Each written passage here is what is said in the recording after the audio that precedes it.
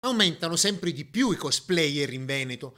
La passione di travestirsi dal proprio personaggio preferito diventa un hobby che contagia sempre più grandi e piccini. Indossare gli abiti che possono appartenere al mondo dei fumetti, dei videogiochi, dei cartoni animati o della letteratura fantasy diventa l'occasione per ritrovarsi in occasioni pubbliche e incontrare altri appassionati del genere.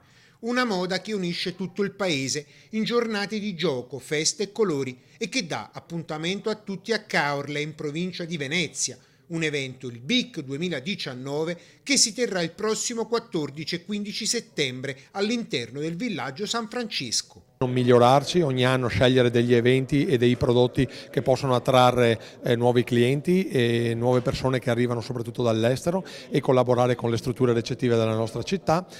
E questo è uno di questi eventi e proprio per questo motivo lo portiamo all'attenzione anche del nostro territorio con una sfilata in una giornata del 14 settembre per poi continuare l'evento all'interno del villaggio sia nella giornata stessa che il giorno successivo.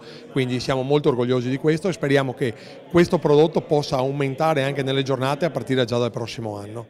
L'evento si articolerà in una mostra mercato pronta ad accogliere stendisti da tutta Italia che metteranno a disposizione dei visitatori fumetti e gadget. Sicuramente il fumetto è la prima passione che ha un bimbo, perché quando nasce i genitori tra il Topolino, il Tex, Zagor, piuttosto che Mazinga, piuttosto che i fumetti giapponesi, sono sicuramente un qualcosa che passa attraverso le mani di tutti.